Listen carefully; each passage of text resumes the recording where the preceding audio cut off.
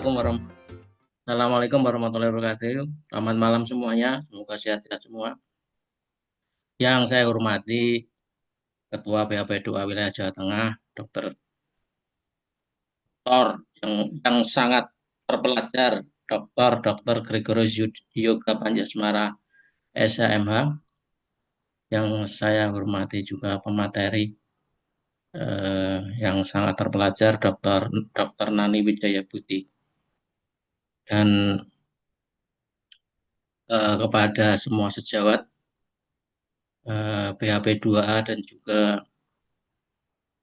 semua peserta dalam Zoom malam ini untuk kita sama-sama mendengarkan disertasi dari Dr. Nani Wijaya. Untuk afdolnya ya seperti biasa nanti kita melanggar adat. Biasa nanti yang pertama adalah eh, Ketua BAP2A ya Dr. Giko untuk memberikan sepatah dua kata sebagai pelaksana dan penanggung jawab acara ini. Baik, kepada Dr. Giko kami serahkan waktu sepenuhnya. Monggo. Ya, baik. Terima kasih, Dok. Assalamualaikum warahmatullahi wabarakatuh. Selamat malam, salam sejahtera untuk kita semua. Om Swastiastu, Namo Buddhaya, salam kebajikan, Rahayu. Sebelumnya saya sampaikan terima kasih, apresiasi setinggi-tingginya kepada teman-teman semua, karena saya kira acara ini sudah seri ketiga. Mudah-mudahan saya nggak salah tiga apa empat ya, tetapi kita masih berkumpul bersama. Nah, pada malam hari ini memang kita akan mendapatkan suatu gambaran penelitian disertasi dari seorang dokter patologi anatomi yang mana beliau mempertajam salah satu aspek yang ada di rumah sakit. Nah, nanti detailnya mungkin dokter Penta yang pasti akan lebih tahu. Nah, Ibu Bapak barangkali ada yang baru pertama kali bergabung, perlu kami sampaikan bahwa ini forum setiap tanggal 27. Kenapa pilih tanggal 27? Karena 27 merupakan Hari Kesadaran Hukum Kedokteran itu di tanggal 27 Juni sehingga kami di Jawa Tengah melakukan ini secara rutin. Nah, kalau di bulan lalu Dr. Penta menyampaikan disertasinya mengenai restoratif justice di dalam sengketa medis. Nah, biasanya dari narasumber berganti kemudian moderator. Nah, saya kira ini menjadi budaya yang baik di Jawa Tengah yang harapannya kita semua tahu bahwa dokter itu tidak hanya sebagai klinisi, tetapi banyak juga yang sampai studi paripurna di level KKNI level 9, yaitu studi doktor. Apresiasi pula yang setinggi-tingginya saya sampaikan Dokter Nani, guru senior saya di kampus ya, yang berkenan untuk berbagi gitu Terbalik, ya. Semoga terbalik, beneran ini beliau terbalik. semoga nanti sajiannya juga akan memperkaya kita dan barangkali untuk ibu bapak yang juga menjadi seorang penstudi hukum bisa mendapatkan berbagai ide baru untuk apa ya menjadi dialektika di dalam pemikiran yang sudah beliau gagas yang saya kira kalau sebagai disertasi tentu dalam konteks kesahihannya tidak perlu diragukan. Sekali lagi terima kasih Dokter Nani dan terima kasih Dokter Penta berkenan memimpin malam hari ini. Maaf saya sambil ada perjalanan tetapi saya akan mendengar dengan baik yang menjadi paparan Dokter Nani juga. Demikian selamat berdiskusi ria dan belajar bersama. Semoga kita semua semakin sadar hukum di dalam menjalankan praktik kedokteran kita. Demikian terima kasih saya kembalikan pada Dokter Penta. Matur nuwun Dokter Penta. Terima kasih Dr. Gregoris. Eh, baik, Mak. Belum kita mulai diseminasi dari disertasi Dr. Nani ya tentang judul berjudul model pelindungan hukum bagi rumah sakit terhadap penyelenggaraan rekam medis elektronik yang berkeadilan. Ini mungkin beberapa ahli hukum memang mencermati ini. Saya beberapa kali diskusi tentang rekam medis ini dan ini memang di dalam undang-undang ini juga menjadi permasalahan sendiri. Mungkin nanti kita akan bisa bahas bersama-sama. Sebelumnya,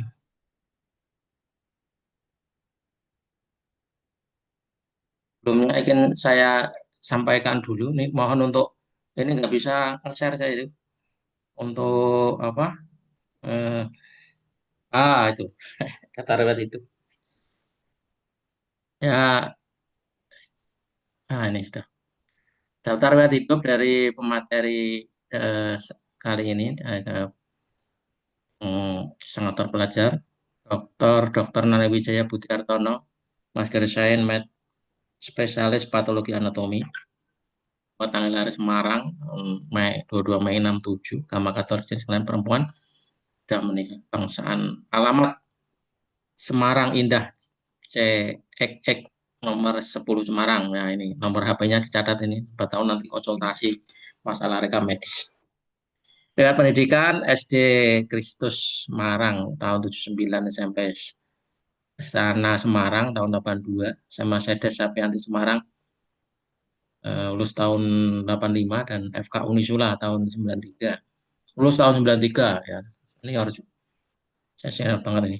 Magister Ilmu Biomedik Program Kasarjana Undip Semarang lulus tahun 2009, pendidikan dokter spesialis patologi anatomi FK Kedokteran Undip Semarang lulus tahun 2010. Mahasiswa program studi hukum program Doktor Untak Semarang lulus tahun 2024. Karya tulisnya, skripsinya pengaruh Alpinia Galanga yang puas terhadap aktivitas proliferasi sel dan indeks apoptosis pada adenokarsinoma mama pencit C3H. Memang sekarang yang mengemuka ini ya, biomedis. Disertasi model perlindungan hukum bagi rumah sakit terhadap penyelenggaraan rekam medis elektronik yang berkeadilan. Jurnal Fulfillment of Patient Right and Implementation of Telemedicine in the Era of the COVID-19 Pandemic in Indonesia. Makalah nilai diagnosis dari fine needle aspiration biopsi untuk mengevaluasi nodul tiroid. Disertasi model perlindungan hukum bagi rumah sakit, ini bagi rumah sakitnya terhadap penyelenggaraan rekam medis elektronik yang berkeadilan. Lewat pekerjaan ini banyak banget ya, dok pengalamannya. Dokter PTT Puskesmas Purwodadi Kabupaten Purworejo. Oh, berarti sama ini ya, Dokter Julius ya, sekarang radiologi ya, Dok. Dokter di Rumah Sakit Saint Elizabeth Semarang 98 sekarang, sampai sekarang ya di Rumah Sakit Elizabeth Semarang. Dokter UGD 98 2001, Dokter ICU 2001 tahun sampai 2006, Dokter spesialis patologi anatomi di Rumah Sakit Elizabeth Semarang tahun 2010 sampai sekarang. Kepala Bagian Diklat Rumah Sakit Elizabeth Semarang tahun 2018 sampai dengan sekarang. Ketua Komite Medik Rumah Sakit Elizabeth Semarang tahun 2003 sampai sekarang. Wah, banyak katanya. Dosen di Fakultas Kedokteran Universitas Katolik Surya Pranata Semarang tahun 2019 sampai sekarang. Narasumber, berbagai narasumber ya tentang waspada kanker serviks, cegah, kenali cegah kanker sejak dini, lindungi diri dan orang terkasih dari penyakit pneumokokus hari ini. Banyak banget ini, banyak yang memang pemateri. Early detection, terus urgensi pengaturan penggunaan alat kedokteran modern yang berkeadilan, aspek etik dan hukum profesi patologi anatomi dalam pemenuhan hak pasien, dan beberapa seminar untuk awam. Demikian ya, kira-kira untuk eh, narasumber pada malam hari ini. Monggo kami persilakan untuk Dokter Nani Widaya Budiartono SPPR. Monggo silakan. Oke, selamat malam semuanya. Salam sehat untuk kita semua, salam sejahtera untuk kita semua. Pertama-tama saya mengucapkan banyak terima kasih atas saya sudah diberi kesempatan pada malam hari ini untuk memaparkan hasil disertasi saya. Yang terhormat, banyak terima kasih kepada Pak Dr. Pentadi Teguh Setianta yang nanti menjadi moderator saya. Juga terima kasih dokter-dokter Gego yang sudah memberi saya kesempatan menjadi narasumber pada malam hari ini yang akan memaparkan hasil disertasi saya. Juga tak lupa banyak terima kasih kepada IDI Jateng yang sudah memfasilitasi acara forum diskusi diseminasi disertasi hukum dokter Jawa Tengah dan pengembangan hukum di masa mendatang. Terima kasih semuanya. Juga tak lupa berterima kasih kepada rekan-rekan, teman-teman dokter yang pada malam hari ini bergabung untuk mendengarkan disertasi saya. Tak lupa banyak terima kasih hadir di sini juga yang sudah membantu saya untuk mencapai gelar doktor. Pembimbing saya ada di sini adalah Dr. MC Inge Hartini. Terima kasih Dr. Inge yang sudah membimbing saya. Izinkan saya untuk share screen. Mohon maaf karena kemarin agak mendadak, jadi saya masih menggunakan sebagian masih menggunakan yang saya pakai untuk ujian kemarin.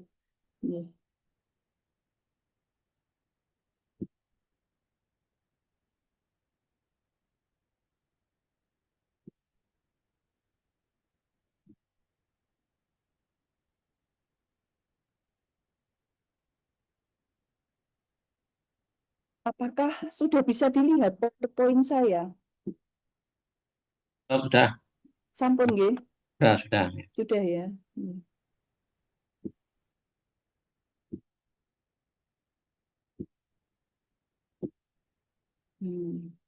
Kelihatan nggih PPT saya? Kelihatan, Dok. Nggih, Pak Dr. Penta. Kelihatan. Nggih. Ya. Karena pada malam hari ini judulnya adalah forum diskusi diseminasi disertasi hukum Dokter Jawa Tengah, maka dari itu saya akan memaparkan apa yang sudah menjadi novelty, yang sudah menjadi inti dari disertasi saya, dan pola pikir kenapa saya mengambil judul ini. Judul yang saya gunakan adalah model perlindungan hukum bagi rumah sakit terhadap penyelenggaraan rekam medis elektronik yang berkeadilan. Kenapa saya mengambil judul ini? Saya mulai membuat proposal waktu itu tahun 2023. Jadi pada tahun 2023 itu baru saja terbit Undang-Undang Peraturan Menteri Kesehatan mengenai rekam medik pada tahun 2022 yang memberhentikan Peraturan Menteri Kesehatan nomor 269 tahun 2008. Di situ banyak terjadi kesenjangan yang membuat saya mengambil judul mengenai rekam medik elektronik. Jadi kita semua tahu bahwa kenapa ada percepatan terjadinya rekam medik elektronik. Karena pada waktu itu tahun 2020 ya, 2020 sampai 2022 awal kita masih ada pandemi COVID. Jadi dengan adanya pandemi COVID, Renstra Negara Republik Indonesia itu renstranya ada pergantian di mana ada 6 pilar. Salah satu pilar tersebut adalah mempercepat transformasi digital di bidang kesehatan. Karena apa? Dengan adanya pandemi COVID kemarin, banyak hal-hal yang sangat kemajuan di bidang digital, di bidang IT, ya, di mana mulai ada telemedicine, lalu kita juga mulai mencari data, ya, data penyakit COVID bagaimana. Maka dari itu, karena sangat dipentingkan sekali, maka ada transformasi di bidang digital, transformasi digital di bidang kesehatan yang dipercepat. Maka dari itu sangat mendadak ada Peraturan Menteri Kesehatan Republik Indonesia yang nomor 269 tahun 2008 tentang rekam medik digantikan dengan Peraturan Menteri Kesehatan Republik Indonesia nomor 24 tahun 2022 tentang rekam medik. Rekam medik sendiri itu berisi tentang rahasia medis. Rekam medik berisikan data identitas pasien, pemeriksaan, pengobatan, tindakan, dan pelayanan lain yang telah diberikan kepada pasien. Karena ada transformasi digital di bidang kesehatan, maka dari itu rekam medis berubah menjadi rekam medis elektronik. Karena kenapa harus menjadi rekam medik elektronik? Karena akan diberlakukan satu data di bidang kesehatan melalui sistem informasi kesehatan dan terintegrasi dan terinteroperabilitas dengan platform Menteri Kesehatan Satu Sehat. Karena akan diintegrasikan dan interoperabilitas, maka dari itu rekam medik yang tadinya berkas harus menjadi rekam medik elektronik. Itu jadi ini ada perbedaan. Sebenarnya banyak sekali perbedaan mengenai rekam medik elektronik. Tetapi yang menjadi dasar dari disertasi saya adalah pasal yang sudah saya tuliskan di sini, terutama mengenai definisi rekam medik, kepemilikan, dan penyimpanan. Jadi, pada Permenkes 269 2008, rekam medik itu berupa berkas, dapat berupa tertulis maupun elektronik. Bila elektronik akan ada aturan yang mengatur. Di situ dituliskan begitu, tetapi pada Permenkes 24 tahun 2022, ini adalah rekam medik adalah dokumen, rekam medik adalah rekam medik yang dibuat menggunakan sistem elektronik, kompatibilitas dan interoperabilitas. Jadi rekam mediknya sudah elektronik.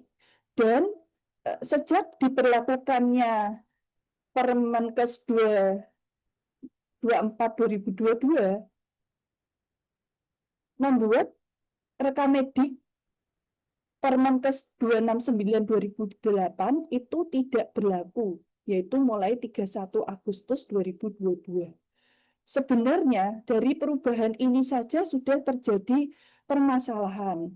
Bagaimana perlindungan hukumnya dengan rekam medik yang masih berupa berkas. Karena saat digantikan peraturan Menteri Kesehatan ini menjadi elektronik, masih banyak rumah sakit, pasienkes itu yang masih rekam mediknya berupa berkas, belum berupa elektronik.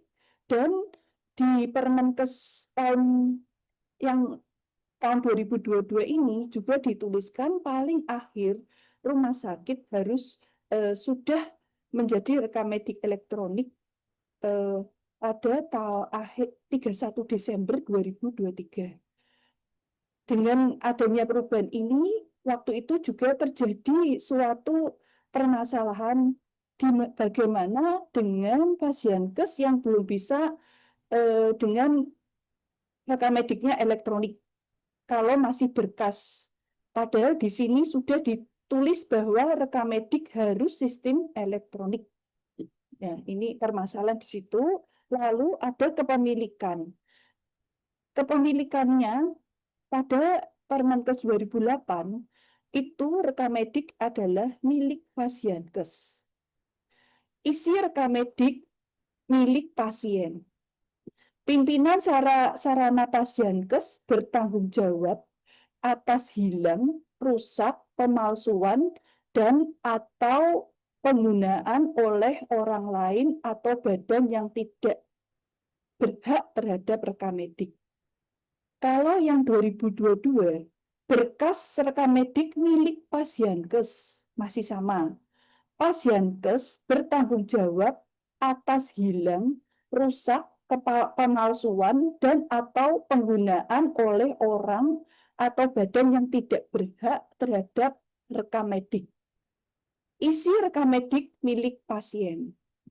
Di sini ada di sini kalau kepemilikan yang Permenkes 269 2008 masih bisa diterima karena rekam medik itu berupa berkas dan kita simpan di Pasienkes tersebut.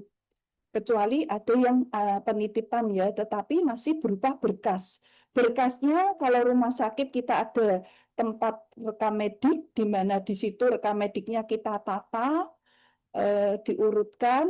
Jadi kalau ada hilang, rusak, karena Pasienkes menyimpan sendiri, berarti memang tanggung jawab Pasienkes. Itu kesesuaian.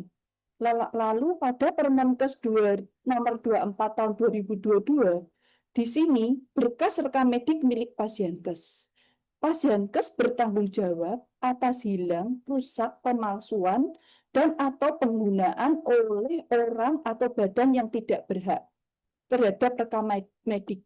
Padahal di sini penyimpanannya Pasienkes itu tadi kita juga sudah lihat rekam mediknya harus elektronik dan terinteroperabilitas yang bisa terintegrasi dengan platform Satu Sehat. Satu Sehat nanti ada juga ke Kemenkes ya, data kita ada yang ke Kemenkes, ada yang ke Pasienkes lain. Nah, dengan adanya interoperabilitas berarti bila ada hilang, rusak dan lainnya, terutama bila ada kebocoran data, apakah masih harus menjadi tanggung jawab Pasienkes? Karena data tersebut terinteroperabilitas. Jadi ini yang memberi dasar disertasi saya tidak berkeadilan di sini. Karena undang-undang Permenkesnya menyebutkan bahwa Pasienkes bertanggung jawab, tetapi datanya terinteroperabilitas. Banyak yang bisa membuka mobile JKN nanti dengan Satu Sehat ya, dengan Satu Sehat itu kita akan bisa membuka data. Lalu data kita juga dalam platform Satu Sehat. Lalu selama disimpan di Permenkes 24 2022 di penyimpanan rekam medik itu juga dituliskan saat disimpan pun harus data tersebut terhubung interoperabilitas dengan platform dan integrasi data kesehatan yang dikelola oleh Kemenkes. Jadi di sini ada ketidakadilan seandainya ada hilang, rusak, dan lainnya harus tanggung jawab Pasienkes. Itu yang mendasari disertasi saya. Dan ini tidak berlaku yang mulai 31 Agustus ya, yang tahun 2008.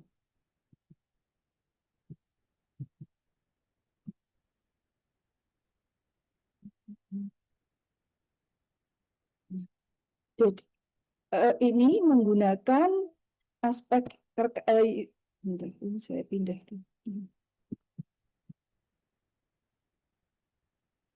Rekam medik landasan yuridis yang saya gunakan adalah satu, Undang-Undang Nomor 17 2023 tentang kesehatan. Di situ ada pasal mengenai rekam medik. Undang-Undang Nomor 1 Tahun 2024 tentang perubahan atas Undang-Undang 11 Tahun 2008 tentang informasi dan transaksi elektronik. Lalu Undang-Undang Nomor 27 Tahun 2022 tentang pelindungan data pribadi. Lalu Peraturan Pemerintah Republik Indonesia Nomor 21 Tahun 2019 tentang sistem dan transaksi elektronik. Lalu Peraturan Pemerintah Nomor 47 Tahun 2021 tentang penyelenggaraan bidang perumahasakitan. Peraturan Menteri Kesehatan 36 Tahun 2012 tentang rahasia kedokteran.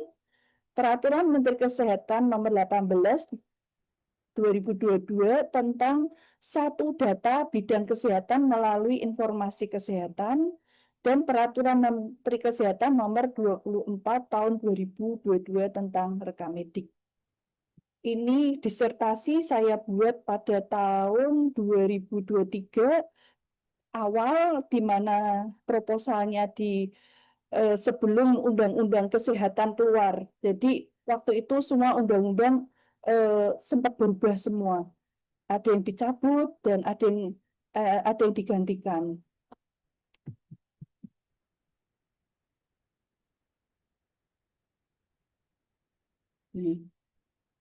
Kebocoran, kenapa dengan rekam mediknya elektronik, itu resiko kebocoran dan kerusakan data rekam medik pasti lebih mudah.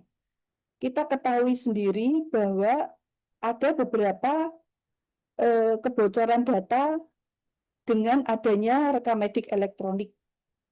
Misalnya di Indonesia sendiri, waktu saya membuat disertasi ini, ada kebocoran rekam medik yang pasien terduga COVID di medsos yang lalu ada menjadi masalah. Lalu ada di rumah sakit yang rekam mediknya juga bocor,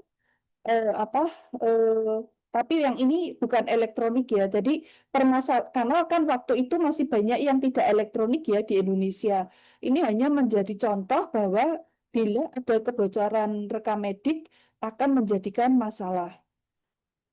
Lalu yang elektronik ini contohnya adalah data pribadi pasien COVID-19 milik Kemenkes diduga bocor.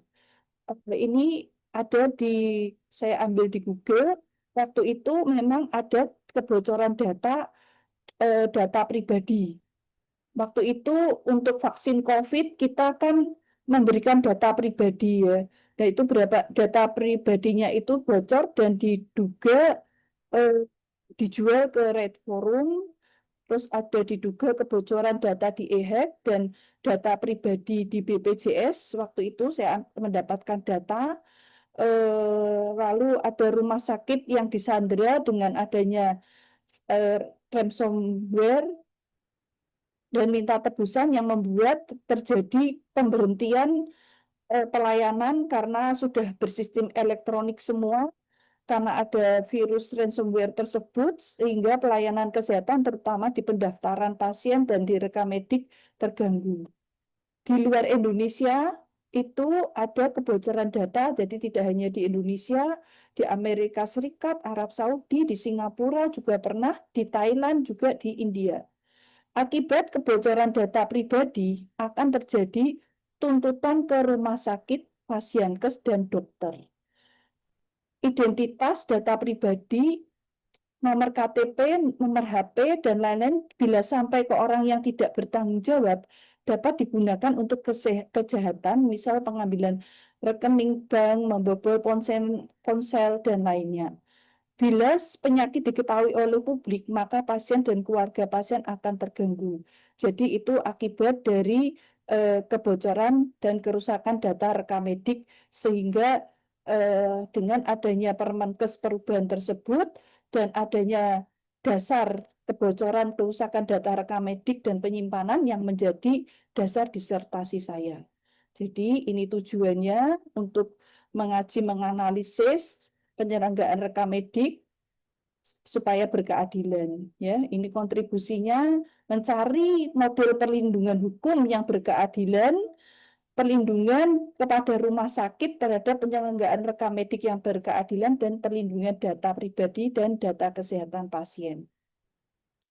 Ini untuk menganalisa masalah yang saya untuk berkeadilan, rekam medik yang berkeadilan, saya menggunakan teori grand theory, middle theory, dan applied theory. Ini yang teori saya gunakan. Untuk teori grand theory-nya menggunakan teori tujuan hukum dari Gustav Friedrich dan teori kesejahteraan welfare state. Lalu middle teorinya dengan teori keadilan Adam Smith, dan applied teorinya teori sistem hukum Lawrence Meyer Friedman, dan pelindungan hukum dari Philippus M. Hajon.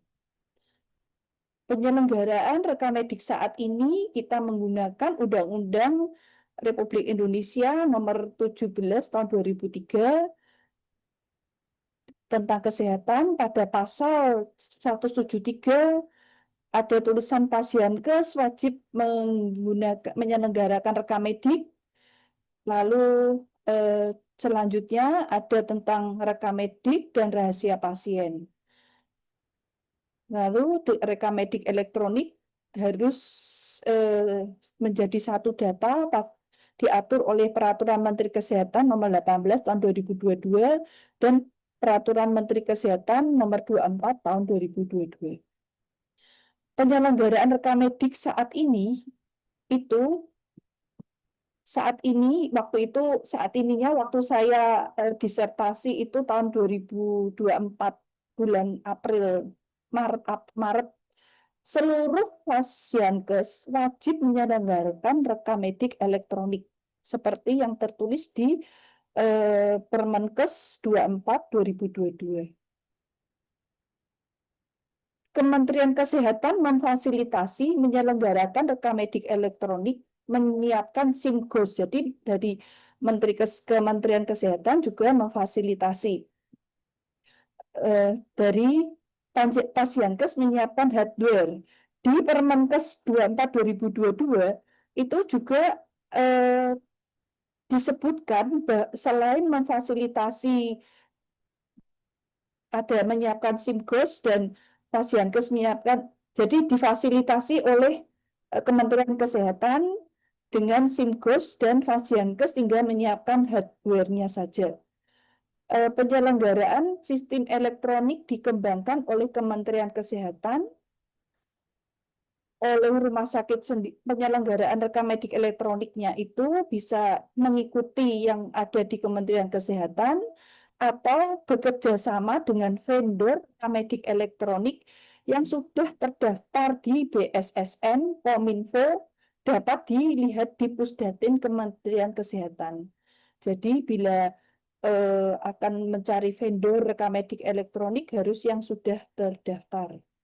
Penyelenggaraan rekamedik elektronik meliputi registrasi pasien, pendistribusian data rekamedik, pengisian informasi klinis, pengelolaan informasi rekamedik elektronik, penginputan data, penyimpanan data, penjaminan mutu, dan transfer isi data rekamedik. Yang saya bold itu adalah yang membuat permasalahan karena rekamedik didistribusikan, ada pengolahan, penyimpanannya harus saat disimpan tetap terinteroperabilitas dan ada transfer isi rekamedik. Di sini juga rekamedik saat ini tetap menjaga kerahasiaan rekamedik, kepemilikan dan isi rekamedik, dan keamanan dan pelindungan data. Ini dari permasalahan saya akan memasukkan dengan beberapa teori. Selain dengan teori-teori ini, saya penelitiannya mendapat kesempatan berwawancara dengan Kementerian Kesehatan melalui Zoom. Juga saya melakukan wawancara di beberapa rumah sakit mengenai penyelenggaraan rekamedik elektronik. Waktu saya mendapat kesempatan berwawancara dengan Kementerian Kesehatan, saya berkesempatan bertemu dengan tim kerja hukum Sesdijen Yankes Kementerian Kesehatan Republik Indonesia, Pak Riko Mardiansyah dan Ibu Iin dan Ibu Dokter Iin Dewi Astuti adalah bagian analis kebijakan media. Waktu saya mengajukan permohonan untuk penelitian judulnya rekamedik elektronik, sangat disambut dengan cepat sekali. Surat saya permohonan saya kirimkan ke Kemenkes, lalu beberapa minggu, 1 atau 2 minggu kemudian saya diberi jawaban dan saya diberi kesempatan untuk bertanya jawab langsung dengan Kemenkes mengenai penyelenggaraan rekam medik elektronik. Waktu itu apa yang saya pertanyakan tadi, saya tanyakan semua, termasuk yang Permenkes di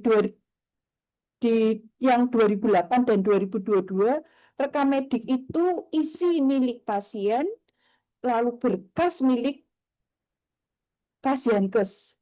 Waktu itu dari Kemenkes sendiri juga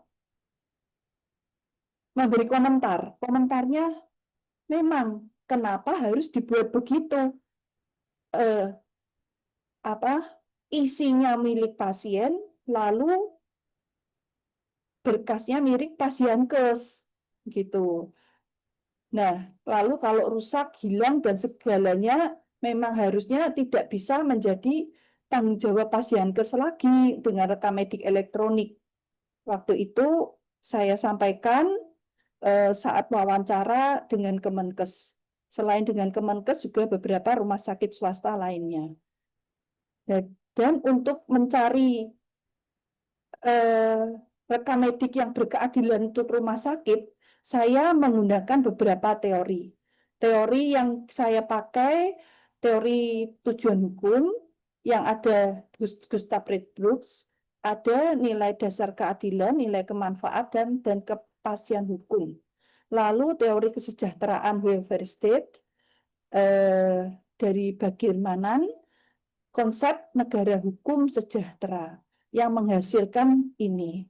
Perbaikan pada pasal 25 Peraturan Menteri Kesehatan nomor 24 tahun 2022 menjadi dokumen rekam medis adalah milik Pasienkes.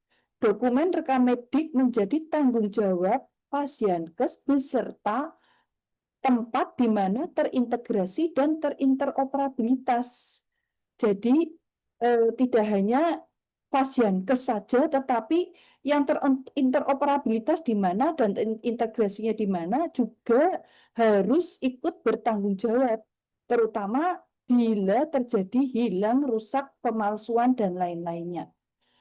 Lalu untuk saya waktu itu juga waktu wawancara dengan Kemenkes, saya bertanya, kalau dengan terinteroperabilitas dan terintegrasi dengan platform Kemenkes yang sudah disiapkan, terintegrasi, bila hilang, rusak, dan ada pemalsuan dan lain-lain, bagaimana cara kita mengetahui? Kalau dulu karena disimpan di Pasienkes, maka pasti kalau hilang, rusak, pasti tanggung jawab Pasienkes. Lalu kalau dengan rekam medik elektronik itu bagaimana? Nanti caranya bisa memastikan hilangnya di mana, siapa yang bertanggung jawab. Lalu ini jawabannya dari Kemenkes.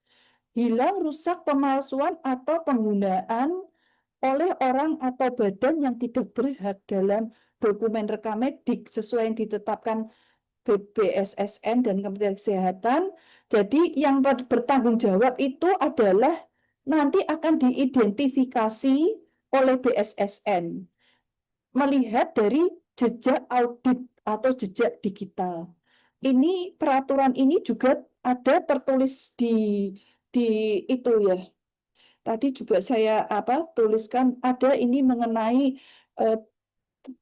yang elektronik, ini ada, nanti saya carikan. Ini ada peraturan yang menjelaskan mengenai IT bahwa bila terjadi kerusakan akan dilihat dari audit dari jejak digital. Gitu. Lalu untuk teori keadilan menurut Adam Smith, ya, adil, tidak memihak satu pihak, tidak sewenang-wenang, lalu penghargaan harkat dan martabat manusia, tidak seorang bercampur tangan dalam kehidupan dan kegiatan orang lain, dan prinsip melindungi orang dari kerugian yang didera akibat tindakan orang lain. Jadi ini cocok dengan rekam medik elektronik saat ini. Ya, jadi berkeadilan itu melindungi yang kerugian yang melindungi yang pasienkes yang akibat pasienkes lain. Jadi bila pasienkes di mana pasien pertama kali membuat rekam medik itu tidak membocorkan, kebocorannya adalah saat terintegrasi, terinteroperabilitas, jadi tetap tidak boleh merugikan orang yang lain yang tidak melakukan. Gitu. Maka penyelenggaraan rekam medik elektronik yang berkeadilan ini sebenarnya masih ada panjang lagi, tetapi saya fokuskan yang sesuai permasalahan saya di sini dari rekam medik dari teorinya Adam Smith itu didapatkan bahwa pembukaan data pasien harus ada persetujuan pasien kecuali yang diperbolehkan oleh undang-undang.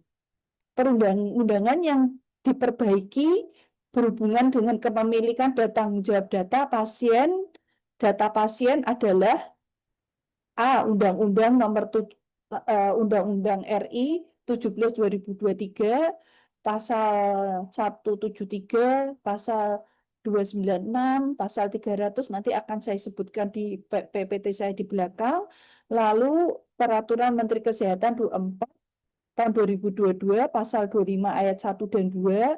Lalu Rancangan Peraturan Pemerintah Republik Indonesia tentang Peraturan Pelaksanaan Undang-Undang 17 tahun 2023.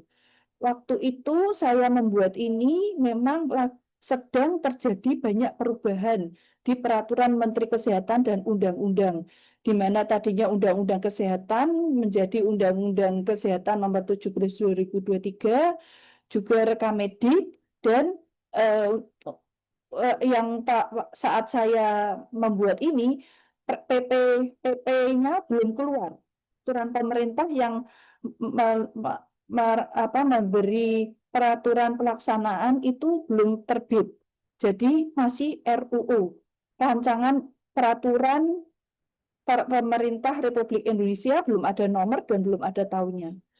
Lalu pelepasan data pasien dan pasienkes ke platform Satu Sehat untuk saling menjaga kerahasiaan harus ada fakta integritas. Ini sudah ada fakta integritasnya itu saat kita mengisi rekam medik elektronik itu ada peraturan Menteri Kesehatan juga di mana cara mengisi rekam medik elektronik di situ di general consent. General consent itu sudah ada pelepasan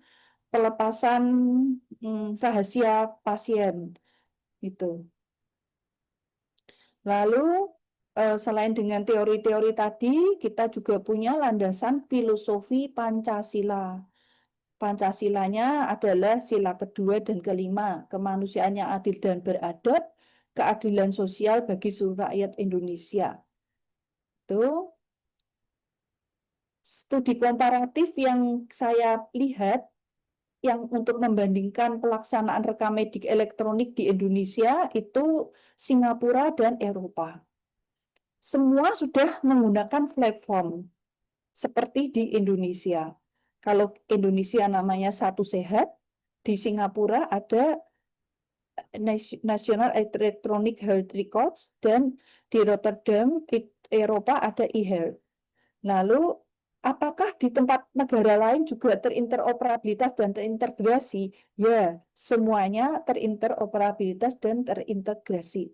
Apakah semuanya ada perlindungan data pribadi? Ya, di Indonesia, Singapura, maupun Eropa ada perlindungan data pribadi. Apakah ada pedoman pelaksanaan rekam mediknya? Di Indonesia sedang dipersiapkan. Di Singapura sudah ada, di Rotterdam sudah ada. Waktu itu saya mendownload yang pedoman pelaksanaan RME yang saya dapat, saya berikan ke Ibu Iin Dwi Astuti dari Kemenkes. Ini saya mendapatkan pedoman pelaksanaan RME, lalu saya sampaikan barangkali bisa untuk acuan. Sekarang sedang dipersiapkan, mungkin sekarang sudah selesai ya, karena ini saya membuatnya tahun 2023 akhir sampai 2024 awal. bulan Maret. Ya, bulan Maret mungkin sudah jadi ya, semoga. Di Singapura itu jelas sekali pedomannya bagaimana, kalau melanggar seperti apa itu ada semua. Badan identifikasi bila terjadi kebocoran di Indonesia sudah ada, yaitu tadi Kementerian Kesehatan bersama BSSN, Kominfo, dan Pusdatin. Dan di Singapura ada Personal Data Protection Commission, dan di Rotterdam sudah ada. Jadi waktu saya mendengarkan ulasan mengenai kebocoran data waktu ada data pasien COVID dan lain-lain, saya waktu itu dari Kementerian Kesehatan berdiskusi dengan Kominfo, ya, Kominfo bagaimana? Waktu itu ada diskusinya, saya mengikuti bahwa memang mereka mengidentifikasi bagaimana dugaan itu apakah betul, eh, kondisinya yang kebocoran di mana, itu kerjasama antara Kementerian Kesehatan dan Kominfo. Yang menjadi rekam medik elektronik sekarang sebenarnya perlindungan rekam medik ya, sistem elektroniknya itu harus terdaftar dan terintegrasi di BSSN dan Kominfo. Jadi kalau mencari vendor dan kita kalau membuat harus yang sudah terintegrasi dengan Kominfo dan BSSN.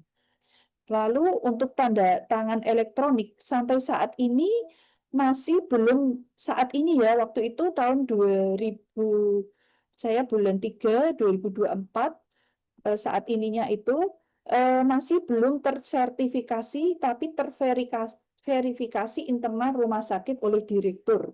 Nantinya tanda tangan elektronik yang tersertifikasi oleh penyelenggara sertifikasi elektronik. Mungkin ini sedang berproses ya. Ada beberapa rumah sakit yang sudah mempunyai tanda tangan elektronik, tetapi rumah sakit yang belum mempunyai tanda tangan elektronik itu menggunakan seperti ini. Jadi waktu ada rekam medik elektronik ya yang terjadi di tempat saya bekerja, kita semua, dan waktu itu saya juga wawancara di beberapa rumah sakit swasta. Waktu itu juga masih sama, belum bertanda tangan elektronik waktu itu ya, mungkin sekarang sudah juga. Tanda tangan kita diminta oleh vendor, diverifikasi internal oleh rumah sakit oleh direktur. Jadi kalau ada tanda tangan yang dipalsukan bisa ketahuan. Jadi tanda tangan elektronik baru sampai di situ waktu penelitian saya sampai bulan 3 2024. Hak akses. Hak akses sangat penting untuk internal rumah sakit.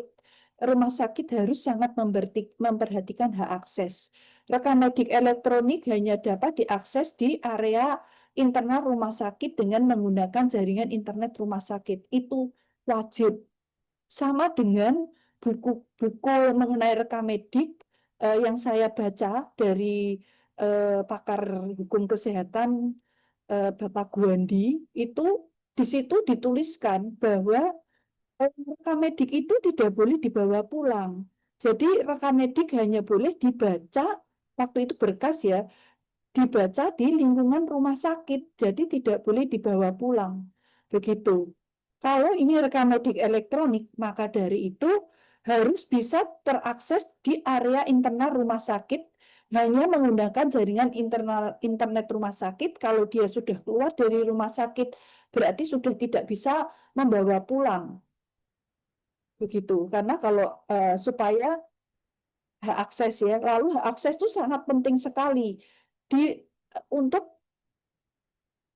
menjaga pelindungan rekam medik elektronik di rumah sakit itu juga sama. Harus dengan hak akses. Adanya hak akses itu, akses kita itu memberi jejak digital kita. Jadi seandainya ada kebocoran data juga seperti eh, di Republik Indonesia ya, melihat jejak digital. Di rumah sakit pun bila terjadi kebocoran, ada penggantian atau pemalsuan rekam medik elektronik, kita akan melihat jejak digital. dengan melihat hak akses. Hak akses ini siapa sih yang masuk ke sini, siapa yang mengganti rekamedik tersebut. Maka dari itu hak akses sangat penting. Hak akses yang kita punya harus untuk kita. Kalau karyawan tersebut dipindahkan ke bagian lain atau karyawan tersebut keluar, itu hak akses harus dicabut. Jadi hak akses tidak boleh digunakan kepada siapapun. Misalnya saya punya hak akses, akan saya pinjamkan ke analis saya atau apa, tidak boleh. Karena hak akses sangat penting. Bila ada terjadi kebocoran, kerusakan rekamedik, nanti akan dilihat dari jejak digital. Informed consent juga penting. Informed consent masih non-elektronik. Di beberapa rumah sakit itu masih non-elektronik. Jadi kita memberi informed consent, lalu mereka tanda tangan, lalu di-scan, dan lalu dimasukkan ke dokumen rekamedik elektronik pasien tersebut. Kendala, waktu itu saya bertanya juga kepada Kemenkes, bagaimana dengan tanda tangan elektronik pada inform consent. Dia bilang masih belum bisa karena kita memang rekamedik elektroniknya itu masih seperti paperless, bukan 100%. Karena kalau rekamedik elektronik itu berarti masyarakat juga harus punya tanda tangan elektronik. Nah, masyarakat itu belum ada tanda tangan elektroniknya. Nanti kalau masyarakat sudah punya tanda tangan elektronik, rumah sakit sudah mungkin suatu saat akan bisa rekamedik elektronik dengan inform konsennya juga tanda tangan elektronik. Lalu kebocoran eksternal rumah sakit dilihat standar pengamanan dilakukan, maka kesalahan pasienkes dengan jejak digital ya, dilakukan mitigasi tracing yang dilakukan oleh BSSN dan Kominfo. Itu pelindungan rekam medik elektronik. Lalu ini teori pelindungan hukum. Pelindungan hukum saya ambil dari Philippus M.H. John. Ada pelindungan hukum preventif dan represif. Yang ini ya kalau preventifnya kita kan ada, sebentar ini enggak. Kalau preventifnya kita kan ada preventif ya, preventif itu menanggulangi untuk supaya tidak terjadi kebocoran, nanti mencari sistem rekamedik elektronik yang sudah terregistrasi. Lalu sistem elektronik bekerja kalau kita dengan vendor rekamedik elektronik selain yang sudah terregistrasi juga sudah ada kerjasama dengan, dan kita juga harus ada kerjasama dengan vendor tersebut, ada fakta integritas ya, jadi ada perjanjian-perjanjian di situ. Lalu undang-undang transaksi elektronik ya, undang-undang transaksi elektronik ini juga melindungi preventif ya, preventif bila terjadi kebocoran data. Pelindungan data pribadi itu juga upaya preventif, represifnya memberikan pelindungan bagi pasienkes dengan melihat jejak audit di mana terjadi kerusakan, kebocoran dan kehilangan data pasien ya. Jadi itu pelindungan represifnya.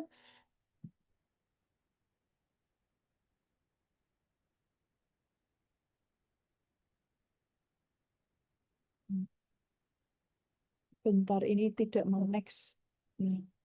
Lalu ada teori hukum lagi.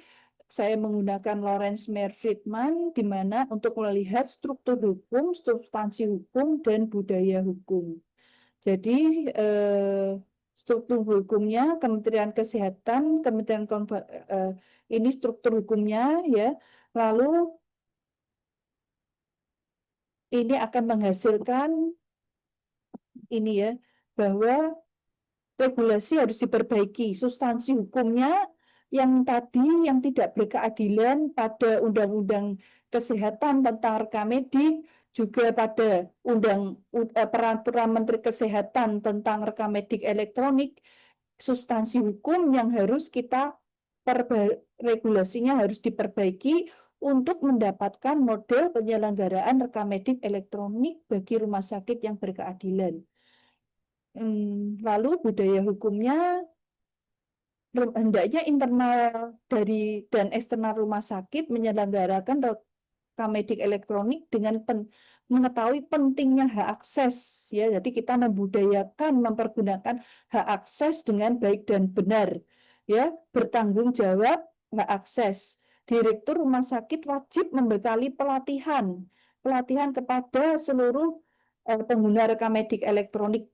Jadi supaya membudaya dan dia terbiasa menggunakan hak akses itu seperti apa, kepentingan dan kerugiannya bila dibagikan ke orang lain. Itu lalu kita juga masyarakat sebaiknya juga mengetahui mengenai rekam medik elektronik. Dari paparan tadi dapat saya simpulkan bahwa satu, penyelenggaraan rekam medik saat ini adalah transformasi teknologi di bidang kesehatan. Data kesehatan yang terkompatibilitas dan interoperabilitas dan terintegrasi dengan sistem informasi kesehatan Satu Sehat dan data bidang kesehatan ini adalah yang saat ini wajib menyelenggarakan rekam medik elektronik yang interoperabilitas, terintegrasi dan terkompatibilitas dengan portal Satu Sehat. Peraturan Menteri Kesehatan 269 tahun 2008 karena adanya penggunaan rekam medik elektronik digantikan oleh rekam medik Peraturan Menteri Kesehatan 24 tahun 2022 tentang rekam medik yang mengatur mengenai rekam medik elektronik yang menyebutkan bahwa paling lambat 31 Desember 2023 seluruh pasienkes harus sudah menyelenggarakan rekam medik elektronik. Tetapi sampai 31 Desember 2023 masih banyak pasienkes yang belum bisa menggunakan rekam medik elektronik, apalagi berintegrasi bridging ya ke Kemenkes belum berhasil saat itu. Lalu nanti ada pengaturan waktu pasienkes mengenai penyelenggaraan rekam medik, peraturan pemerintah waktunya ditulis Permenkesnya tahun 2004-2022 dituliskan waktunya RME wajib RME itu 31 Desember 2023. Lalu dengan ada penjelasan Undang-Undang Kesehatan 17 tahun 2023 karena sampai tanggal 31 Desember 2023 banyak yang belum bisa untuk menjadi rekam medik elektronik, maka dituliskan yang Undang-Undang Kesehatan RI tahun 17 2023 itu diberlakukan 8 Agustus 2023 dituliskan bahwa sampai pasienkes mampu menyelenggarakan rekam medik elektronik. Sampai pasienkes mampu. Nah, lalu itu adalah di 8 Agustus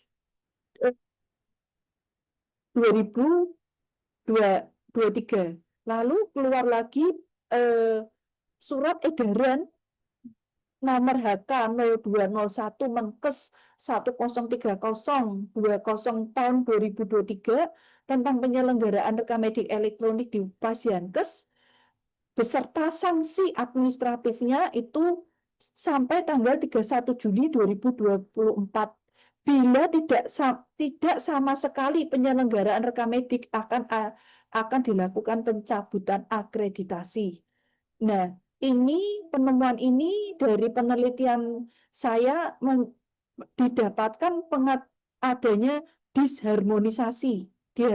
Disharmonisasi itu adanya beberapa peraturan yang keluarnya hampir bersamaan, tetapi beda-beda isinya. Ini penyelenggaraan RME didapatkan disharmonisasi. Lalu eh, pengaturan rekam medik mulai ini dengan adanya penyelenggara rekam medik elektronik itu ada disharmonisasi, lalu pengaturan rekam medik menggunakan Undang-Undang Nomor 7 Undang-Undang 17 2003 dan Peraturan Menteri Kesehatan 24 2022 tentang rekam medik. Itu adalah penyelenggaraan rekam medik saat ini. Jadi yang tahun 2008 tidak berlaku, Pasienkes menggunakan rekam medik elektronik, penyelenggaraannya menggunakan Undang-Undang Nomor 17 tahun 2023 dan Peraturan Menteri Kesehatan 24 2022 tentang rekam medik, dan saat itu ada disharmonisasi. Lalu pelindungan rumah sakit supaya berkeadilan, kita harus melihat faktor eksternal dan internal. Faktor eksternal, regulasi kepemilikan dan penyimpanan rekam medik elektronik. Regulasi mengatur kepemilikan rekam medik elektronik milik Pasienkes bila terjadi rusak, kehilangan, penggunaan oleh orang dan atau badan terhadap rekam medik elektronik menjadi tanggung jawab Pasienkes. Jadi dari faktor eksternal itu adalah regulasi-regulasi yang ada di Pemerintah Republik Indonesia, ya, regulasi mengenai kepemilikan, penyimpanan itu bagaimana. Lalu regulasinya tadi sudah berkeadilan atau belum, maka kalau belum akan diusulkan untuk menjadi berkeadilan. Faktor internal, rumah sakit sendiri harus punya faktor internal supaya terlindung dari kerusakan, kebocoran. Jadi juga harus menjaga. Jadi faktor internalnya adalah hak akses, tanda tangan elektronik, hanya dapat diakses di rumah sakit, adanya informed consent, general consent, pelatihan penyelenggaraan RME dilaksanakan sesuai SPO. Jadi juga ada standar operasional prosedur untuk menggunakan rekam medik elektronik. Lalu pelindungan hukum bagi rumah sakit terhadap penyelenggaraan rekam medik elektronik yang berkeadilan, Undang-Undang Nomor 17 Tahun 2023, Pasal 173 ditambahkan, ya,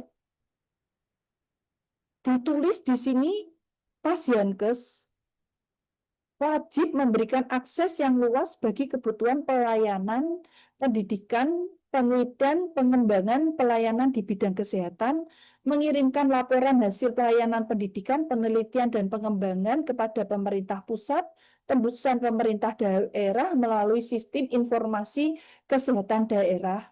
Ditambahkan usulannya dengan tetap merahasiakan identitas pasien. Bila diperlukan identitas pasien harus hanya disertai identitas pasien harus disertai dengan persetujuan pasien. Lalu pasal 297, dokumen rekam medis merupakan tanggung jawab Pasienkes beserta seluruh Pasienkes pelayanan kesehatan lainnya yang terintegrasi dan terinteroperabilitas dengan sistem informasi kesehatan nasional. Jadi ini model pelindungan hukumnya.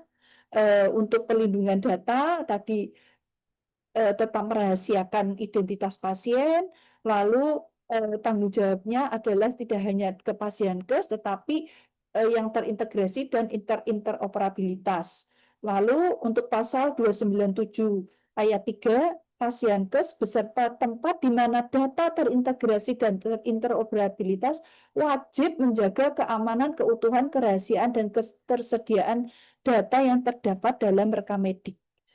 Lalu pada penjelasan ditambahkan rekam medik dapat elektronik dan non-elektronik, terutama untuk data yang belum bisa menjadi data elektronik.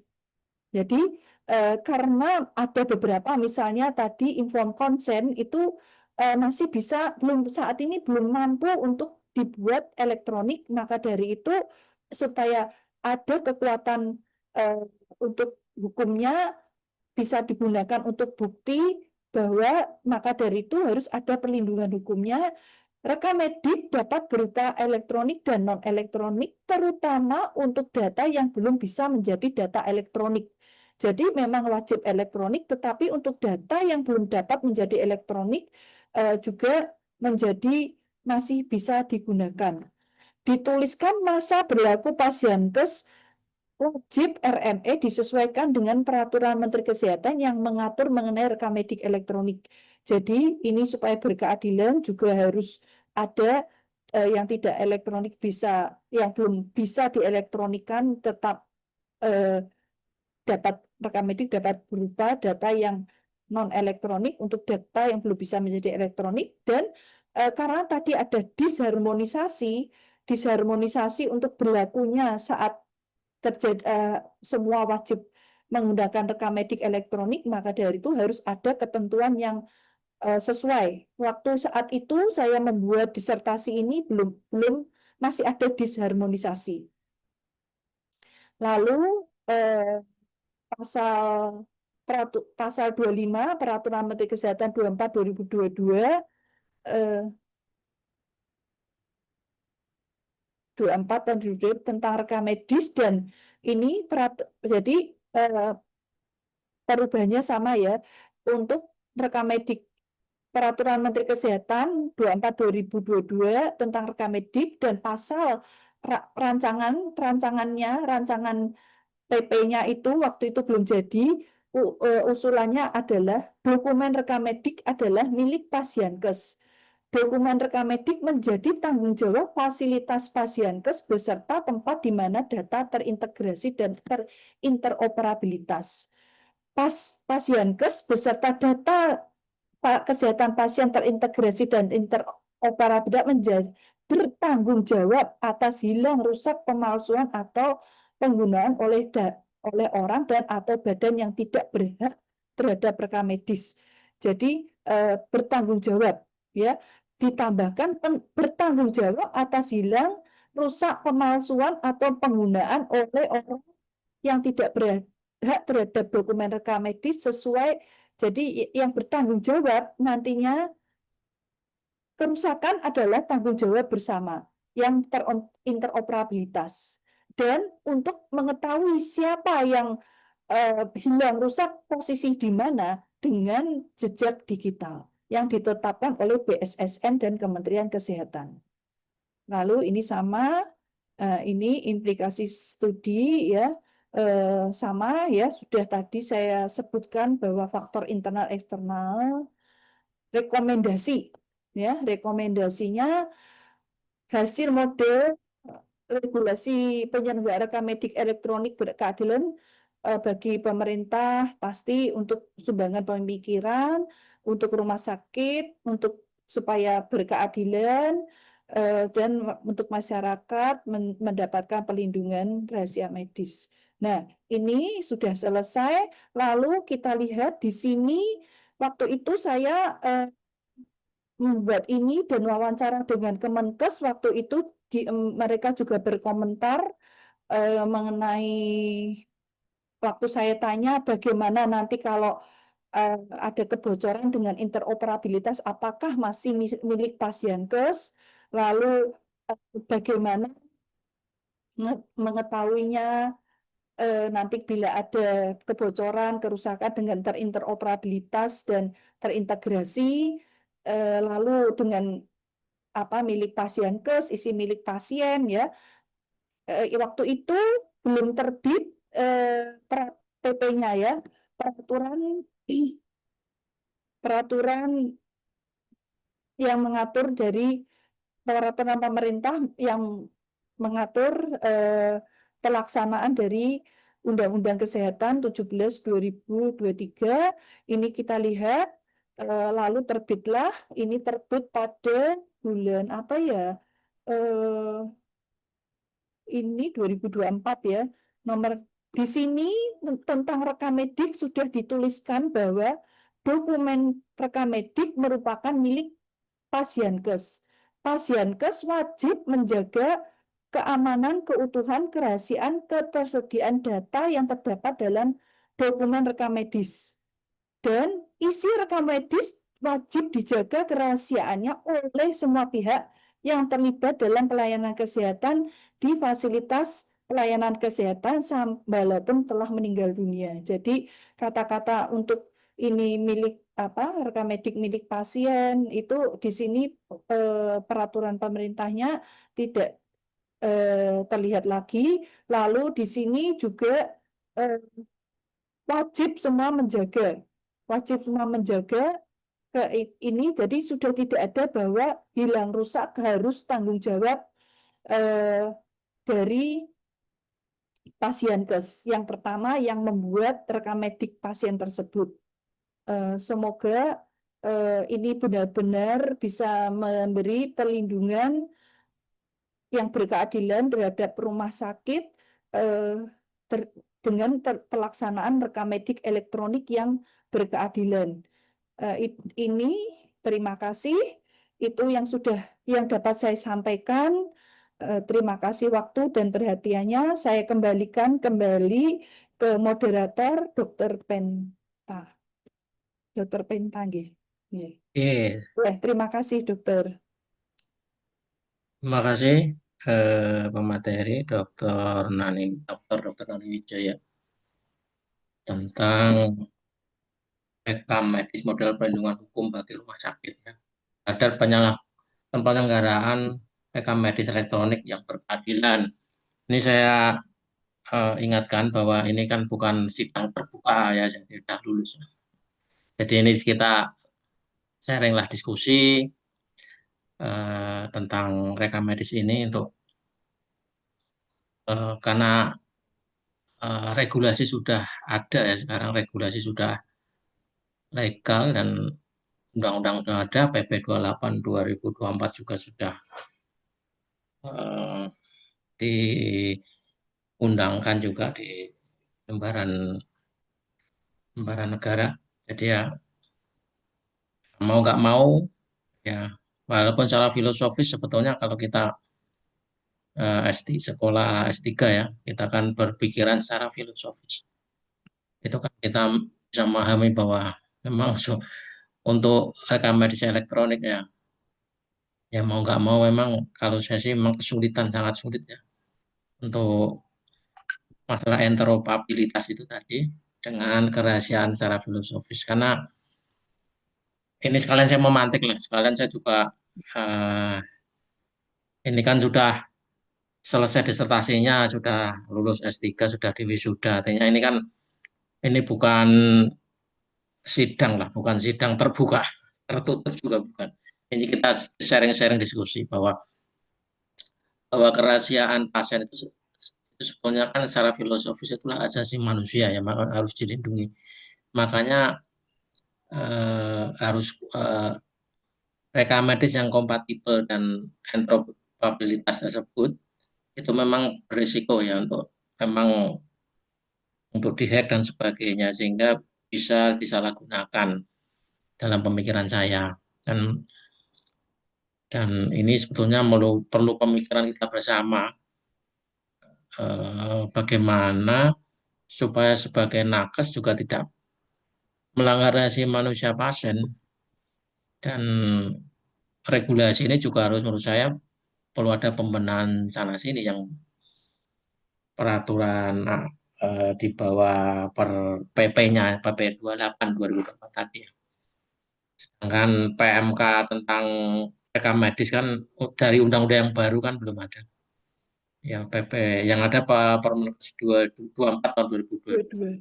Ya, belum berdasarkan PP atau Undang-Undang 17 2023. Itu kira-kira ya teman-teman mungkin bisa didiskusikan. Ini waktunya tinggal 30 menit ya. Jadi Dr. Agus Susanto itu tadi di grup itu WA, monggo silakan Dr. Agus Susanto untuk menyampaikan ya, prinsipnya kita sama-sama nanti kalau ada sesuatu yang butuh kita sebagai catatan ya untuk Dr. Digo untuk mencatat dan meneruskan ke PP untuk didiskusikan lebih lanjut kan begitu. Dr. Agung juga itu katanya tadi mau Dr. Agung itu Banjarnegara katanya mau apa itu, mau diskusi apa, mau silakan saya kasih Masih 30 menit, monggo silakan 1, 2, 3 penanya. Ini kok ada yang tanya, Bapak Dr. Agus Susanto. Oh, nggih, itu. Mohon izin Ibu, nyuwun tanglet, kenapa rumah sakit yang diberikan perlindungan? Apa tujuan memberi perlindungan terhadap rumah sakit? Apakah badan hukum publik bisa dituntut? Rekam medik itu catatan dokter terhadap pasien yang sedang ditangani. Artinya, rekam medik milik dokter yang disimpan di pasienkes. Karena menjadi milik dokter, maka tidak ada suatu kewajiban,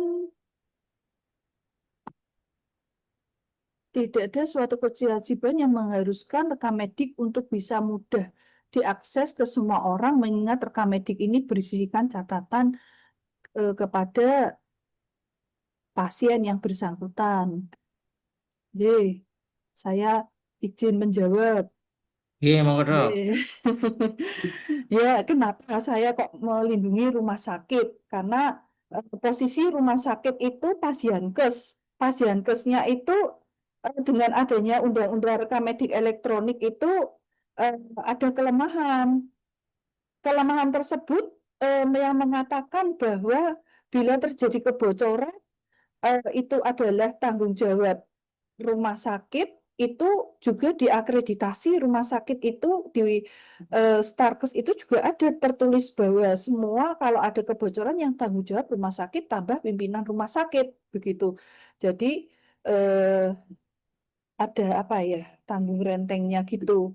Jadi eh, karena tidak disimpan di rumah sakit seperti yang tadi teori saya berkeadilan bahwa tidak boleh melakukan yang tidak melakukan tetapi salah begitu. Nah, ini rumah sakit kan terinteroperabilitas. Jadi kan harus diketahui di bagian mana bocornya. Bocornya apakah di Kemenkes, ada yang orang menjual data, karena data kita kan memang bisa dijual, apalagi data pribadi. Begitu. Jadi apakah bisa dituntut? Ya harusnya bisa ya, karena harus berkeadilan. Nanti tanya dokter Gego yang juga profesi ada advokatnya. Dokter Gego, bagaimana? Apakah kalau misalnya ketahuan ada data pasien yang bocor, menuntutnya ke rumah sakit, tetapi ternyata diketahui setelah lihat jejak digitalnya, ternyata tidak terjadi di rumah sakit pasienkes tersebut, tetapi ada misalnya di tempat lain, di vaskes lain yang membocorkan atau di mana. Setelah diketahui dari jejak digital, apakah bisa dituntut? Seharusnya bisa ya, seharusnya bisa. Rekam medik catatan terhadap pasien. Artinya rekam medik milik dokter, rekam medik itu milik, kalau kita praktek pribadi, itu memang milik dokter. Iya, nah kalau kita itu disimpan di pasienkes, kalau kita ada di klinik, itu memang di pasienkes. Rekam medik itu milik di mana pasien itu dibuat, kalau itu di praktek pribadi ya milik dokter, berkasnya, kalau di pasienkes ya milik pasienkes, tetapi isinya tetap isi tentang pasien. Jadi pasien memang wajib diberitahukan. Nah, ini kalau memang seharusnya rekam medik itu eh, tidak ada suatu kewajiban yang mengharuskan rekam medik untuk bisa mudah diakses ke semua orang, mengingat rekam medik berisikan catatan medik. Memang betul, catatan medik itu adalah rahasia pasien, tetapi ini kewajiban adalah dari pemerintah, bahwa kita harus terintegrasi, terinteroperabilitas dengan platform Satu Sehat, di mana seluruhnya nanti harus terintegrasi. Saat ini baru rumah sakit, nanti habis itu klinik, mungkin praktek pribadi juga, seluruh pasienkes. Begitu yang bisa saya jawab. Mungkin apakah ada yang ditanyakan lagi? mungkin Dokter Penta atau Dokter Gego tadi itu bertanya bisa dituntut atau tidak orang publik kalau ternyata ada yang membocorkan. Seharusnya ada karena itu adalah pidana, nggih. Masuknya karena kebocoran itu ada undang-undang di situ nanti kalau kebocoran ranahnya pidana, terus ada eh, apa itunya harus membayar berapa begitu ya. Berapa itu ada di penjelasan atau di yang di belakang itu ada mengenai nanti yang membocorkan ada sanksinya apa gitu. Itu yang bisa saya sampaikan. Ya, begitu Dokter Agus. Nggih. Ya, memang ini kan bukan sidang terbuka disertasi ya. Ini diskusi aja, forum diskusi dari hasil disertasi. Ya intinya kalau hukum perdata, hukum privat ya administrasi dan sebagainya ya bisa dituntut digugat itu. Tapi kalau pidana, pidana masa rumah sakit dipidana gimana? Ya Oh, kira-kira yang dipidanakan orangnya. nggih. Tadi kan yang ditanyakan itu kalau yang bukan dari rumah sakit tetapi pihak lain, pihak luar rumah sakit. Ya, mana yang membocorkan pasti bisa kena tindak pidana, nggih. Yang Dokter berarti Penta. personalnya kan bukan Nggih, rumah sakit. nggih. Siapa Kalau yang rumah sakit paling perdata administrasinya. iya. Itu udah bagus. Nah, memang regulasi sudah ada ya, sudah kita tinggal menjalankan dan ke depan kita terusul mungkin di Dokter Gego bisa untuk catatan nanti ke depan tentang interoperabilitas dan akhirnya dengan hak asasi semuanya dan hak asasi manusia dengan kerahasiaan pasien itu kan hak asasi manusia nanti bisa didiskusikan di tingkat PB atau bagaimana. Mungkin yang lainnya kira-kira cukup saja. Dokter Mungkin. Agung, ya. Dokter Agung, monggo dari Ya. Banjarnegara ini. Assalamualaikum warahmatullahi wabarakatuh. Terima kasih. Salam. Monggo, monggo, silakan. Ini Forum open camp apa enggak open camp ini? open camp. Aduh, Open camp. jangan Oh, enggak kelihatan, Dok. pakai baju soalnya. Oh, ya udah. Monggo silakan, Dok. Ini menarik ini terkait yang disampaikan dokter tadi pembawa. Rekam medik memang dari jauh-jauh awal memang masih menjadi perdebatan yang harusnya bisa diselesaikan oleh PBID terkait juga pembiayaan rekam medik kalau dipaksakan ke Fasiaskes itu juga luar biasa, apalagi ada TTE tanda tangan elektronik itu luar biasa dengan pembiayaan yang dikeluarkan oleh rumah sakit, apalagi terkait dengan vendor rekam medik dan vendor TTE yang itu tidak bisa menjadi satu. Pengalaman saya di rumah sakit waktu memilih vendor, apalagi ada dengan pihak ketiga, contoh salah satunya Farmagitek dan lain-lain, itu ternyata mereka juga tidak ada TTE. Kita harus mencari vendor lain yang sudah bekerja sama dengan Kemenkes dan sebagainya tadi, Kemominfo dan sebagainya.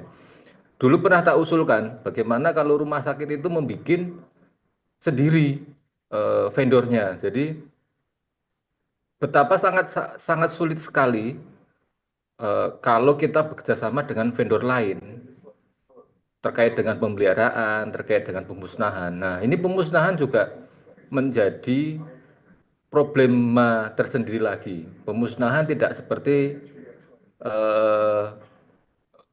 rekam medik yang masih kertas zaman dulu. Kalau kita memusnahkan misalkan 5 tahun sudah nggak terpakai, memusnahkannya kan gampang, tinggal dibakar, hilang. Tapi kalau bentuknya elektronik, tidak sesimpel kita mendelete atau recycle bin data tersebut dari hardware atau dari misalkan kayak penyimpanan.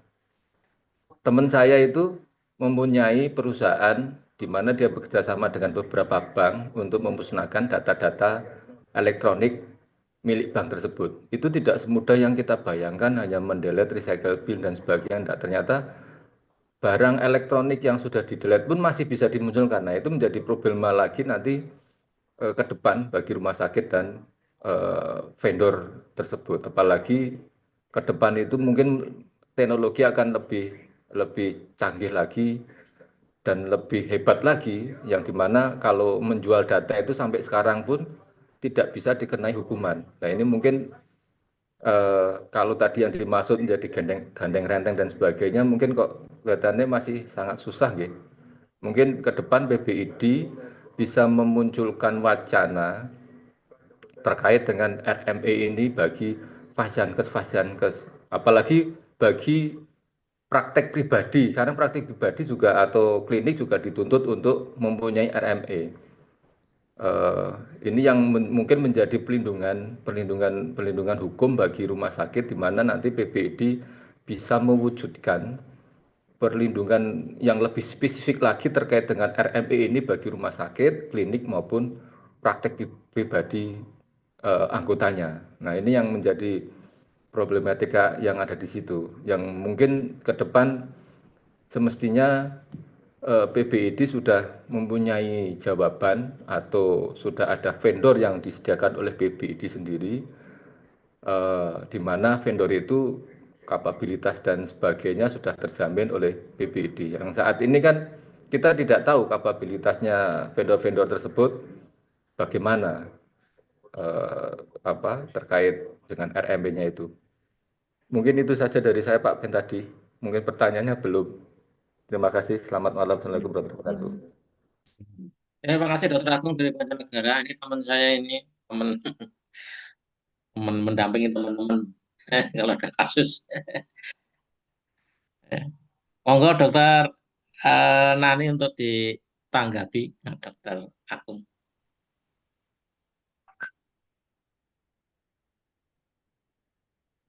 Oh, yang dari Dokter Agung, ya. Eh, Kalau di Permenkes 24/2022 itu dituliskan memang di pasal berapa ya ini, bahwa Kemenkes itu menjembatani, seperti yang tadi saya katakan, bahwa menjembatani untuk rumah sakit atau pasienkes yang belum mampu untuk pasal 8. Menteri memfasilitasi penyelenggaraan rekam medik elektronik di pasienkes. Pasienkes sebagaimana dimaksud ayat 1 meliputi penyediaan sistem elektronik dan penyelenggaraan rekam medik elektronik dan platform. Jadi dia memberi memfasilitasi untuk yang tadi, bahwa tetapi kita tetap menyiapkan hardware-nya. Jadi sistemnya dari Kementerian Kesehatan, tetapi memang harus proses permohonan dan lain-lain panjang sekali. Lalu tetap memang biayanya rekam medik itu mahal sekali karena hardware-nya juga mahal. Kita harus perangkat hardware-nya yang komputernya dan lain-lain, ya. Jadi memang mahal untuk sistem elektronik. Memang kalau elektronik itu memang pasti seperti yang tadi Dokter Capa Agung, Dokter Gung katakan bahwa Dokter Agung sulit di-delete. Pasti sulit di-delete. Kita sendiri handphone saja kalau kita beli second itu juga hati-hati, masih bisa karena kan elektronik makin maju, yang lainnya juga makin maju, di mana mereka pasti kalau yang di-delete bisa ditimbulkan lagi. Begitu. Jadi memang kita ini adalah hal baru jalan 2022 ya, 3 tahun. Moga-moga tahun selanjutnya nanti kejahatan yang seperti cybercrime, hack, virus dan lain-lainnya itu akan bertambah atau tidak. Kalau bertambah juga akan membahayakan data. Memang paling aman itu konvensional. Tapi semua ada plus minusnya. Kalau kita pakai konvensional, rekam mediknya bertumpuk, tetapi pemusnahan 5 tahun. Lalu yang disimpan resume medisnya. Tapi juga bila ada sesuatu bencana juga hilang. Tetapi rekam medik elektronik juga sama saja. Kalau ada hack, ada misalnya ada virus, ransomware dan lain-lain juga akan kerusakan, kehilangan data sama saja. Jadi semua ada positif dan negatifnya gitu. Jadi nanti memang suatu saat semua akan terhubung secara elektronik, terutama kita akan terutama ke BPJS ya. Jadi dia juga bisa mengambil data kita, asuransi dan lain-lain gitu. Tapi kalau yang asuransi pasti kita ada tanda tangan apa pelepasan data. Tapi kalau untuk yang pemerintah karena misalnya untuk data kan pemerintah memang di Indonesia kalau mencari data misalnya angka diabetes, angka COVID, angka misalnya dengue dan lain-lain itu memang masih manual tadinya. Tapi nanti dengan adanya rekam medik elektronik, epidemiologi data itu akan lebih mudah karena kan ada ICD kita cari ini akan ketemu semua karena semua terintegrasi. Memang semua ada positif dan negatifnya. Yang elektronik pasti juga kebocoran akan lebih mudah begitu. Lebih mudah, maka dari itu tadi ada faktor internal di mana kita juga harus melindungi diri, melindungi pasienkes di mana kita berada. Begitu yang bisa saya sampaikan, Dokter Penta, Dokter Agung. Terima kasih untuk kesempatan pada malam hari ini. Sudah diskusi pada kesempatan malam hari ini. Mungkin kita tutup kalau nggak ada pertanyaan satu lagi. Baik, karena nggak Dok, sudah malam. saya dok, terakhir Oh, mungkin ya. siap. Ya, sebenarnya kalau saya tertarik dengan teori yang dipakai Dokter Nani ya, karena tidak populer ya. Keadilan Adam Smith itu kan nggak populer. Orang kenalnya lebih banyak John Rawls. Tapi kalau kita lihat John Rawls, Adam Smith, sekilas saya baca nampaknya ada dua buku yang dikeluarkan. Ada yang sebelum John Rawls, ada yang setelah John Rawls begitu. Nah, barangkali mungkin Dokter Nani berkenan menceritakan lebih dalam sedikit begitu, karena saya kira kalau kita pembelajar hukum itu nantinya bisa menggunakan teori keadilan Adam Smith ini juga untuk melakukan analisis terhadap isu hukum lainnya. Mungkin begitu, Dokter Nani. Jadi Ya. barangkali berkenan lebih diulas sedikit lagi begitu mengenai gambaran keadilan Adam Smith itu seperti Ya. apa. Boleh saya share screen lagi ya? Monggo, Dok. Monggo. Yang mana ya? Ini ya.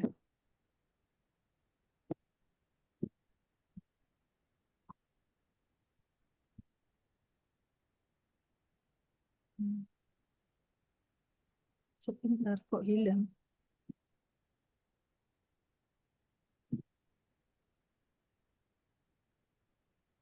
Kelihatan belum? Belum ya? Belum, Belum. Dok. Sebentar.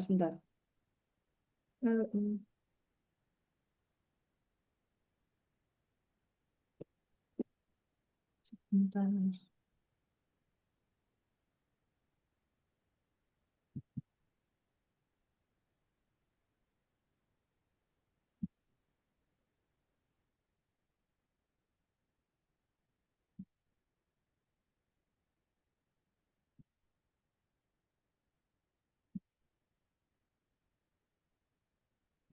Ini kok mau share screen? Saya bacakan saja, nggih. Jadi yang Dibacakan aja, Dok. Pendapat pendapat aja, Dok. Iya.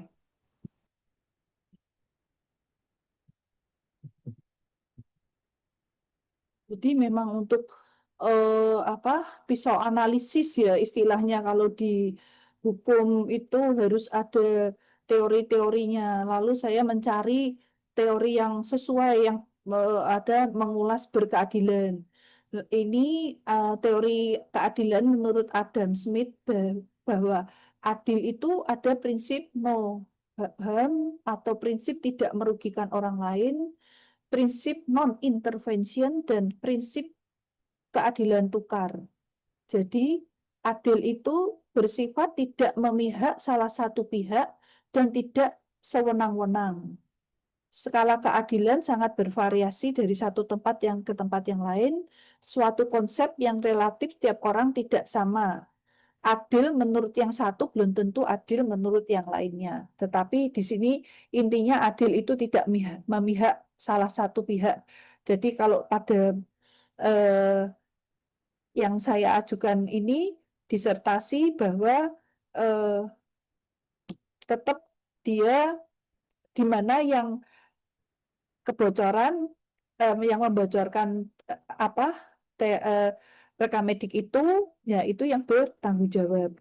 Ini juga karena saya juga ada beberapa selain kesimpulan mengenai apa pemilikan rekam medik, saya sebenarnya ada beberapa tetapi saya singkat untuk lebih fokus ke kasus apa permasalahan disertasi. Jadi prinsip no harm atau prinsip tidak merugikan penghargaan atas harkat dan martabat manusia beserta hak-haknya yang melekat padanya termasuk hak atas hidup. Prinsip non-intervention, tidak seorang pun diperkenankan untuk ikut campur tangan dalam kehidupan dan kegiatan orang lain. Prinsip keadilan tukar, tujuan keadilan adalah melindungi orang dari kerugian yang didera akibat tindakan orang lain. Gitu. Jadi tidak boleh rumah sakit itu dirugikan, tetapi ternyata yang kebocoran ada di tempat lain. Itu. Jadi dari teori keadilan menurut Adam Smith itu permasalahannya maka ada yang dapat disimpulkan di sini bahwa pembukaan data pasien harus ada persetujuan pasien kecuali yang diperbolehkan oleh perundang-undangan. Lalu perundang-undangan akan disesuaikan supaya tidak memihak salah satu pihak, maka undang-undang akan diperbaiki hubungan kepemilikan penanggung jawab. Jadi undang-undangnya ada yang nomor 17 tahun 2000, Undang-Undang 17 2023, Peraturan Menteri Kesehatan 24 2022, dan waktu itu rancangan peraturan pemerintah. Lalu ada pelepasan data, kita juga melindungi penghargaan harkat dan martabat manusia. Jadi pelepasan data pasien ke Pasienkes untuk saling menjaga kerahasiaan pasien harus ada fakta integritas. Jadi dari adil kita memperbarui regulasi, dari tidak merugikan penghargaan harkat dan martabat kita mendapatkan data pelepasan data harus ada menjaga kerahasiaan pasien, ada fakta integritas, lalu tidak ada intervensi, jadi eh, kalau kita adil harus adil, tidak ada intervensi dan melindungi orang dari kerugian yang didera akibat tindakan orang lain. Itu yang saya dapatkan dari teori Adam Smith, Dokter Gego. Mungkin ada tambahan mungkin. Dokter Enggak, Gego Dok. lebih ahli Cukup. lebih ahli dengan teori-teori hukumnya.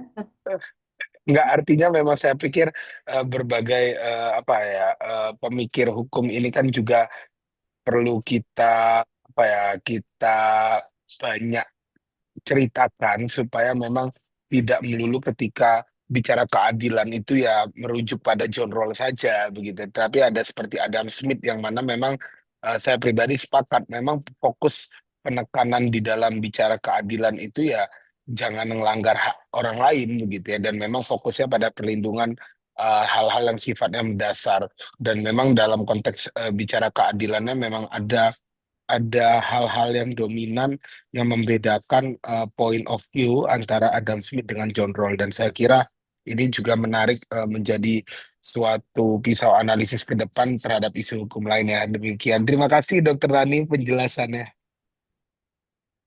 Terima kasih Dokter Gego. Terima Ini kira kasih Dokter sudah, Kurnia. ya, ini Dokter Gego dan Dokter Nan, ini waktu yang telah malam ya, dengan kita akhiri dengan saya akan memberikan akan menyampaikan sedikit rangkuman untuk sebagai pengingat kita bahwa narasumber Dokter Nani itu telah membuat disertasi yang berjudul dengan model perlindungan hukum bagi rumah sakit terhadap penyelenggaraan medis elektronik yang berkeadilan. Dari hal ini tadi dibicarakan bahwa perlunya kompatibilitas dan interoperabilitas dari data tersebut.